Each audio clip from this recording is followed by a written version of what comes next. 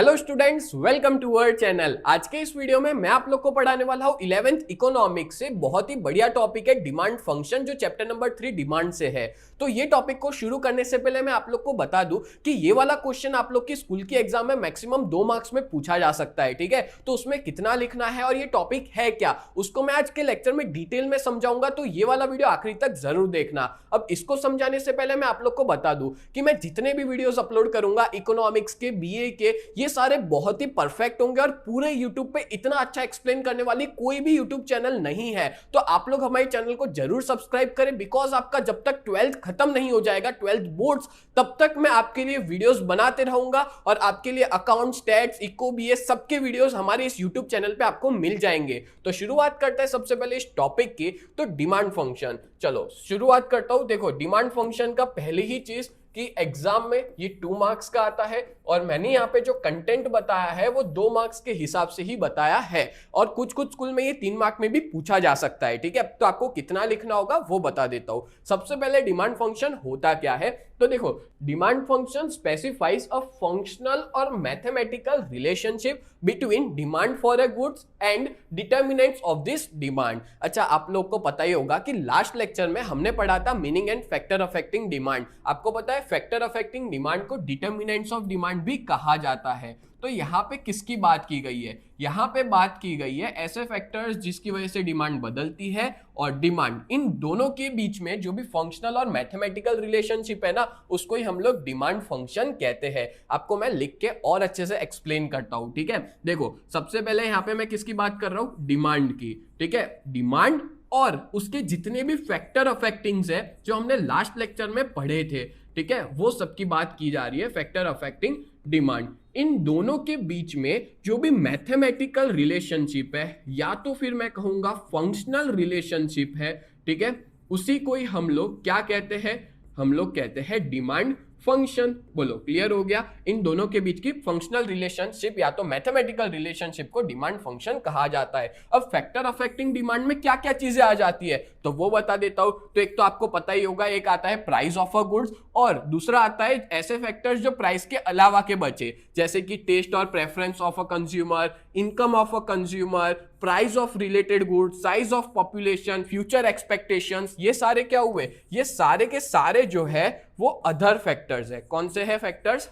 Other factors, यानी कि price और जो अदर फैक्टर्स जो अफेक्ट करते हैं डिमांड को, उसकी और डिमांड, इन दोनों के बीच की फंक्शनल रिलेशनशिप को हम लोग क्या कहते हैं? हम लोग डिमांड फंक्शन कहते हैं। तो एग्जाम के अंदर जब आप लोग लिखते हो तो आपको सबसे पहले इसका मीनिंग लिखना है, फिर आपको बताना है कि यहाँ पे डिमांड तो हमको समझ में आ गया कि डिमांड जो है वो बदलती है किसके बेसिस पे? तो इसके फैक्टर अफेक्टिंग पे, जैसे कि प्राइस हो गया, taste, preference, income, price of the related good, size of population. तो ये आपका हो जाएगा पॉइंट नंबर 2। अब इसकी एक फॉर्मूला है, वो लिखनी भी बहुत ज्यादा जरूरी है, वो मैं आपको बता देता हूं क्या लिखना होगा। तो देखो, डिमांड फंक्शन जो है ना, उसकी फॉर्मूला है कि dx equals to f bracket में px, py, pe, t, y, u।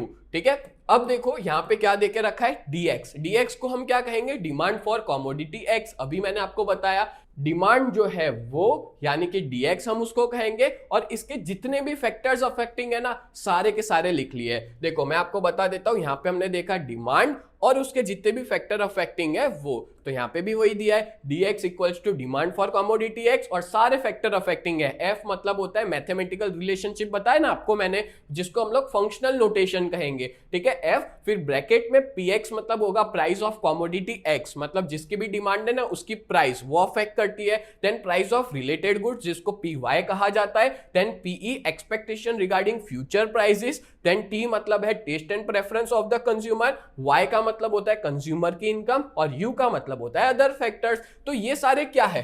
तो ये सारे के सारे जो है वो है फैक्टर अफेक्टिंग डिमांड। हमने जो लास्ट लेक्चर में पढ़ा था, आपको याद होगा। ठीक है, तो सारे के सारे फैक्टर अफेक्टिंग डिमांड है, जिसको डिटर्मिनेंट्स ऑफ डिमांड भी कहा जाता है। इसके बीच में और डिमांड के बीच में जो भी फंक्शनल रिलेशनशिप है, कैसी रिलेशनशिप? Functional relationship. तो इस पूरे को ही हम लोग क्या कहते हैं? इन दोनों के बीच की जो फंक्शनल रिलेशनशिप है उसको ही हम लोग कहते हैं डिमांड फंक्शन।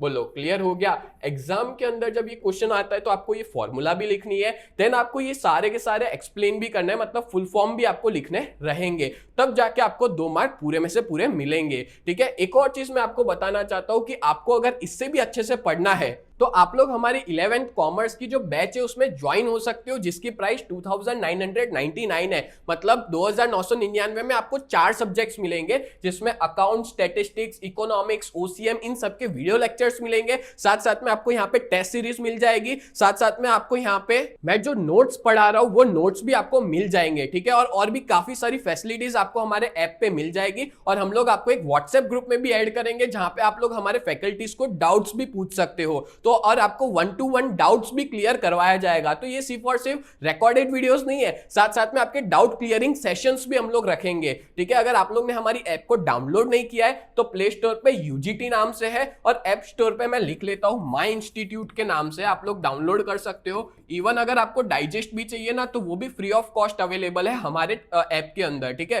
जो भी नवनीत की डाइजेस्ट है, या तो आपको टेक्स्ट बुक चाहिए जीएससीबी की, वो भी अवेलेबल है। तो माई इंस्टीट्यूट से जाकर के आप लोग डाउनलोड कर सकते हो ऐप स्टोर पे, और उसका ORG कोड होगा VUGKX, V for victory, VUGKX। ये तो एप्पल वालों के लिए जिनके पास आईफोन है, बट अगर आपके पास एंड्रॉइड का फोन है तो आप सीधा जाके UGT सर्च कर सकते हो। और अगर आपको परचेज करना है, कोई भी तरह की क्वेरी आ रही है ना, तो आप हमें इस नंबर पे कांटेक्ट कर सकते हो 7202012221। और सच बताऊं ना, बहुत ही बढ़िया तरीके से सारे फैकल्टीज इसमें पढ़ाते हैं, और आपको एक प्रॉपर प्रोफेशनल फैकल्टीज का गाइडेंस भी मिलेगा। साथ साथ में आपको 12th के अंदर भी गाइड किया जाएगा कि कैसे आप ज्यादा से ज्यादा मार्क्स स्कोर कर सकते हो। 11th के अंदर भी आपकी स्कूल की एग्जाम में आप कैसे ज्यादा मार्क्स स्कोर कर सकते हो, हम हर एक चीज का प्रॉपर गाइडेंस आपको प्रोवाइड करेंगे। ठीक है, तो इस तरह से ही आपको ये पूरा टॉपिक समझ में आ गया होगा। डिमांड फंक्शन तो याद रखना, आपको क्या क्या लिखना होगा डिमांड फंक्शन में, उसका मीनिंग, फिर कौन से फैक्टर्स है जो अफेक्ट करते हैं डिमांड को, और इन दोनों की जो फंक्शनल रिलेशनशिप है, यानी कि ये फॉर्मूला जो है वो आपको बतानी रहेगी। तो इस तरह से आपको 2 मार्क्स जो है वो आपको पक्के हो जाएंगे,